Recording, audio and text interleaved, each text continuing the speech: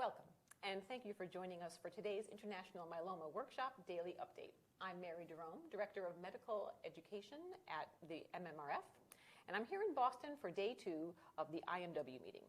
Today, I'm joined by Dr. Jesus Berdeja from Sarah Cannon Research Institute in Nashville, Tennessee, and Dr. Amrita Krishnan, who is at the City of Hope Medical Center in Duarte, California. Jesus and Amrita will be reviewing what's new with respect to patients with newly diagnosed multiple myeloma and advances in immunotherapy. So let's get started. Amrita, today you were the moderator in a session on newly diagnosed patient therapies. There was at least one presentation today having to do with the use of quadruplet therapy, and a couple more are being presented at the meeting as we go along this week, and including a late-breaking abstract on quadruplets. So many of our listeners today and at our patient events throughout the year have been talking to us about the benefits of quadruplets and whether or not they sort of outweigh the risks. Talking about the costs of quadruplets, the potential increase in side effects of quadruplets, and whether these bad points sort of outweigh the good points of more efficacy. So what did you hear today in your session about quadruplets, and what can you say to patients to sort of address these questions? So thank you, Mary. So I do think we are moving to an era of quadruplets. And so the session we had this morning, it would address sort of two of the quads that we talked about. So the first one was the British Myeloma 11 study looking at KCRD, so carfilzomib, cytoxan, lenalidomide, and dexamethasone compared to triplets. Now the important point, though, in the comparison of those triplets was it was cytoxan, thalidomide, and dex, or cytoxan, lenalidomide, and dex, so no proteasome inhibitor. So you have to sort of remember that when you extrapolate that data. But in that trial, certainly response rates, progression-free survival, sort of length of remission, including after stem cell transplant, was better with the quadruplet. So suggesting doing your most effective induction at the beginning is important, and it seems to suggest certainly that 4 drugs leads to higher response rates and deeper responses, even more importantly, and quicker. And interestingly, the KCRD arm had median of 4 cycles because they got to a deeper response quicker. Mm-hmm. The other important study that was discussed this morning was the Cassiopeia trial, which has been presented several times before, but it's nice to get continued updates of that trial. So DARA, bortezomib, thalidomide, dex versus VTD, or bortezomib, thalidomide, and dex. Again, showing deeper responses with the quad. Interestingly, some of this signal to a better progression-free survival early, though, at 18 months right now, that signal. So we need to still see if that translates longer term. But I do think that your question about infection risk is certainly valid, but the question, again, is benefit versus risk. Mm-hmm. So what about the Griffin trial, where you're adding DARA, or Darzalex, right, to lenalidomide, bortezomib, and dexamethasone, the Griffin study? So we're going to see that some of the data from Griffin at this meeting, and then more data from Griffin at ASH as well. And we were participants in the Griffin trial, and we put quite a few patients on. And certainly the data we'll see is deep responses and extremely high response rate, and also a signal that you do get more neutropenia and more infection risk adding the antibody. Mm-hmm. But my belief, and I think it'll be borne out by the data that we'll see, is that the benefits of it outweigh the risk. Mm-hmm. Mm-hmm. So, and I know that it's, the role of MRD in making treatment decisions is quite a hotly debated topic. Mm-hmm. So when you're thinking about what to do with your patient next, do you consider MRD information in that decision and use it? Use is probably strong. Mm-hmm. Consider is probably fair. Mm-hmm. Because certainly people who have rising MRD, I think it's if you look at it in the context, for example, of someone who has high-risk cytogenetics, you would probably use it more. I mean, so I think just one time point of MRD is really not enough for us to make any real judgment. Yeah. No, I would agree with that. I think it's too early. I think those studies that Amrita mentioned are key to help us understand. But I will caution that in the old days, before we had MRD, we used complete remission rates in the same way, and so there were some people that felt that if you reached complete remission, that you could basically decrease your therapy or kind of stop your therapy. And we found out that maybe that wasn't the best approach. And paradoxically, the patients who were actually the lower risk seemed to benefit the most from the more aggressive approaches. So I think we need that data to help us. But I can see potential where patients having a lot of toxicity to their maintenance, for example, and they're MRD negative on 2 different occasions. I think we would have a discussion. It's like, well, this is what this means, but we don't know what it means to take you off. But since you can't, it might kind of help you kind of push in that direction. But I don't know if I could just blankly say you would stop or you would continue. Well, I'm sure that debate will continue for some time in the field. So we're not going to solve that problem today. But so Amrita, what other key takeaways have you heard or seen, or would you expect coming out of IMW along the lines of newly diagnosed patients, having to do with, say, the transplant debate of allo versus auto, or to do the transplant up front versus to wait? Anything about maintenance therapy? What have you heard and seen so far at the meeting that you can talk to us about? So, yeah, I guess it's sort of both 2 people go in the same room and they hear the same discussion and come out with 2 different conclusions. So, at least for me, it hasn't changed my mind. In fact, it's cemented my mind, certainly in terms of the role of transplant. For example, the Forte trial, which was carfilzomib lenalidomide dex for 12 cycles, or carfilzomib lenalidomide dex transplant and more consolidation, and suggesting that in high-risk patients, you had more sustained rates of MRD negativity and better outcomes in the transplant arm.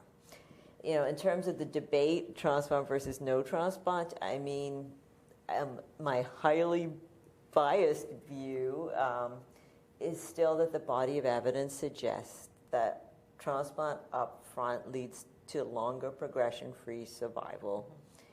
And if you look at transplant in the salvage setting, the PFS is not as good as doing it up front. I think the other body of evidence is sort of what Jesus alluded to right now, is certainly maintenance therapy is still a mainstay of our regimen, and certainly a part of transplant.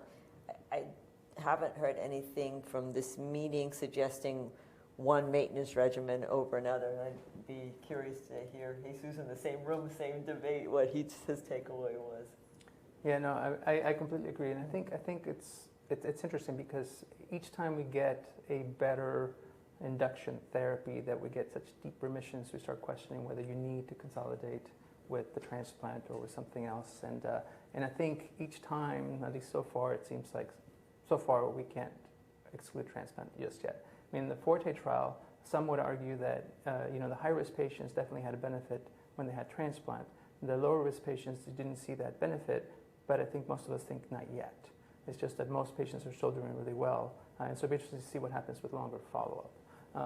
But in terms of maintenance, I think the thing with maintenance is that we have several options now, right? So we've always had lenalidomide, which is what most patients get, but then we also had the tourmaline study that showed that ixazomib can be done used as maintenance as well, another oral proteasome inhibitor that works quite well. Although I have to say, I think if cross-trial comparison, the progression-free survival that we're seeing on that trial seemed inferior to the lenalidomide maintenance, and so I think we're still stuck with the sort of kind of using, sort of correlating to sort of subsets of patients that may benefit from getting a proteasome inhibitor over lenalidomide. But all things being equal, I would still use lenalidomide, and I agree. I haven't seen anything at this meeting that would change that. So again, another debate that will be ongoing in the field for some time, I think, right? So let's talk now about immunotherapy, which is always, the big hot topic at myeloma meetings these days, and certainly in oncology in general. So there's several immunotherapy sessions today at the IMW meeting. There was a big one this morning about antibody therapies. So Jesus, what can you tell us about antibody therapies, the different types of therapies, and what types of patients might benefit the most from those therapies? Yeah, so I agree. I think antibody therapy is sort of another hot topic. Look at that, we're doing all the hot topics. So you have the monoclonal antibodies, which is your daratumumab, your elotuzumab, your isatuximab. Those are the drugs that are currently sort of have the lead in terms of data. But then you can also take that we call those naked monoclonal antibodies, but you can also take that antibody and actually attach it to either a chemotherapy or a form of radiation that you can actually deliver directly to the tumor. We call that antibody drug conjugates. And so there's some data with those, and there's several different types. And then, of course, you can also have multiple targets and multiple antibodies in one, or two or more antibodies put together. And so we call those bispecific antibodies. And so basically they have two targets. You have the myeloma cell, and then you also target, in general, the T cell. And so redirecting the T cell therapy. And so those are sort of the main sort of kind of groups of leaving the cellular therapies out of antibody-based therapy. At this meeting, we've had more information with isatuximab. Obviously, we have a lot of information with daratumumab, and we've been discussing some of the frontline trials. But isatuximab, as we know, was presented in the ICARIA trial, and it was the first time that POM-DEX anti-CD38 antibody phase 3 randomized trial was presented, and that showed, of course, a benefit to the triplet with the antibody, which potentially could get that drug approved. And so I think we will have another anti-CD38 antibody to work with. There's actually going to be a session also with another quadruplet that used isatuximab in the frontline setting in combination with carfilzomib, lenalidomide, dexamethasone. So again, going back to that sort of the addition of the antibody to a triplet in the frontline setting. And that's just a very early kind of look at the data, so nothing too much to discuss there. In terms of the antibody drug conjugates, the one that's kind of leading the pack is called belantamab mafodotin. And that is actually an antibody drug conjugate that the antibody is against BCMA, and then it is bound to this basically chemotherapy called MMAF. And so that actually has shown very impressive results in a heavily pretreated population. I believe the overall response rate was 60% in those patients, and with a very long progression-free survival. The caveat being that in the subset of patients who were CD38 positive, or had been, not CD38 positive, but had been given prior CD38 therapy, those results were not as good. But nonetheless, I think this is a drug that is coming to us, and there's going to be a lot of combination studies. They're called the DREAM studies. They're up to DREAM 9. So there's already 9 studies being planned with basically all the combinations you can think of with Darzalex are being done with belantamab mafodotin. I thought when Suzanne Trudell was giving her presentation this morning, it made me feel a little bit better. She talked a lot about some of the toxicities that are associated with the ADC, specifically the corneal toxicity, and talked about that there were no grade 3 events with corneal toxicity, and it seemed to be reversible. So it made me feel a little bit better about that one. Yeah, no, I agree, but I think it's something to respect and to keep in mind. This is a toxicity we haven't seen with any of other therapies.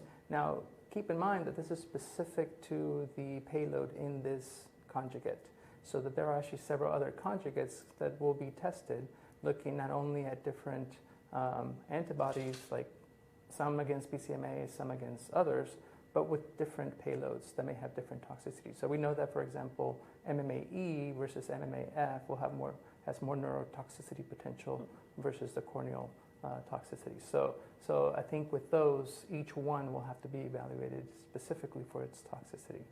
And then the bispecific antibodies, I think, have the least amount of data right now. The one sort of in the lead is AMG 420, and that that was presented previously at EHA and at ASH.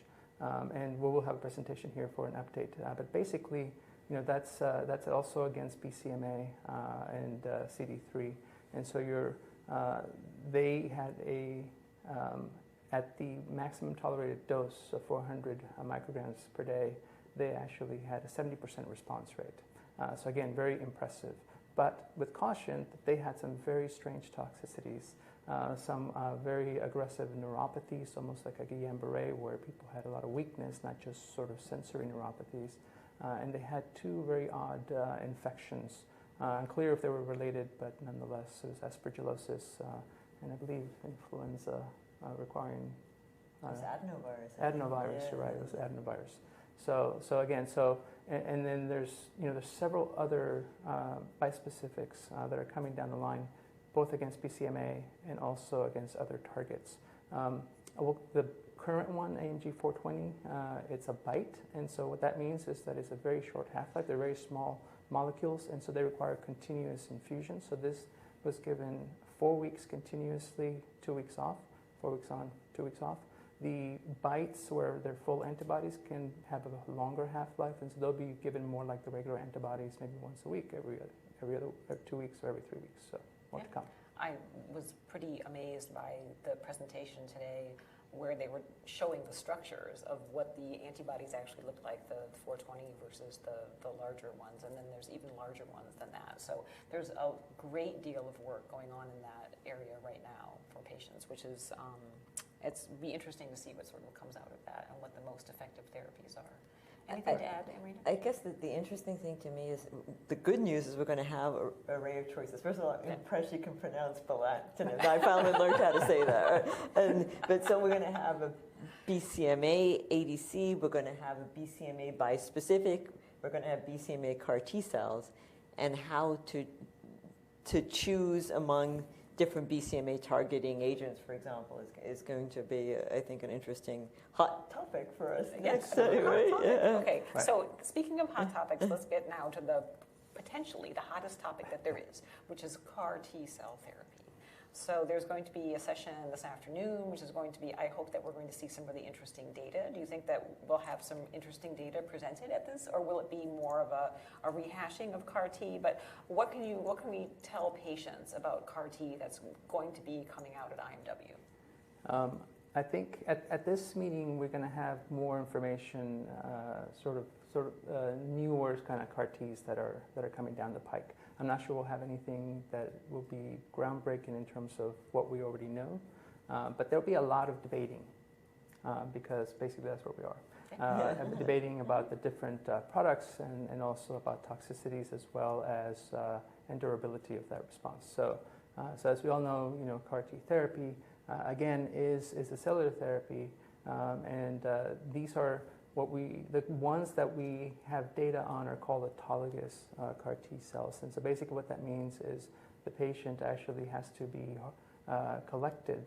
We need their T cells. T cells are then removed, then the CAR is inserted, and then once you make the CAR, which is a chimeric antigen receptor, you get the CAR T, and then the cells are then reinfused to the patient. So there's a lag time of about usually 4 weeks from when we collect the T cells to when we infuse the CAR T. And so those are the CAR Ts we're talking about. And as you know from previous sessions, and everyone's read the data, the response rates are incredible. Right? We're talking about 80 to almost 90% of patients responding, very heavily pretreated, very deep complete remissions. And the two products that have shown us progression-free survival data, we're talking at 1 year to 15 months. So really impressive results compared to what we normally see in this patient population. I think it's interesting because our expectations were so high that people have been a little bit disappointed in the fact that we are seeing patients relapse and that we're not seeing a more durable response. But I think that will potentially come as we start using the CAR Ts in different settings. And so there actually now are studies ongoing that are looking at the CAR T very early on, including even in the frontline setting in patients with high-risk disease, for example, or as consolidation after autologous transplantation. So I think there's a lot more to come. Now what we're going to see at this meeting is there are going to be some CAR Ts actually that are what we call off-the-shelf CAR Ts or allogeneic CAR Ts or allogeneic NK cell CARs or CARNs. maybe, that will be important, because then if those were to work, two big benefits. One is we have a normal donor, so presumably we have better T cells. And two, we don't have to wait those 4 weeks. They'll be already manufactured and ready to go. So I think that is exciting. And so there will be a couple presentations about, but they're very early, preclinical type information. Some of those studies are actually starting. And then the final thing I'll say about CAR Ts is there will be a presentation from a Chinese group on a CAR T product that is a humanized BCMA autologous CAR T product, where they actually treated 4 patients that failed BCMA CAR T. And the prior CAR T was a mouse, had some mouse DNA, or I guess I should say a mirroring CAR T. And all those 4 patients responded.